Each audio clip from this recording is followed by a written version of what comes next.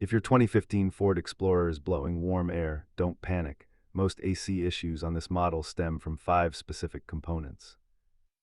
Nearly half of modern Ford AC complaints are traced back to a faulty high-pressure switch rather than a major mechanical failure. Before you spend hundreds at a shop, let's walk through the diagnostic steps to find the culprit. Always start with the basics by checking your relays and listening for that telltale click of the compressor engaging.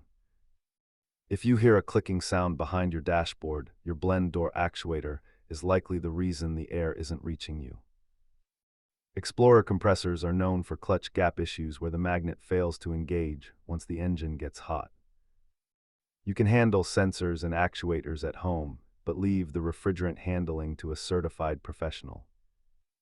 While a relay is a $20 fix, a full compressor replacement can easily climb toward $1,000.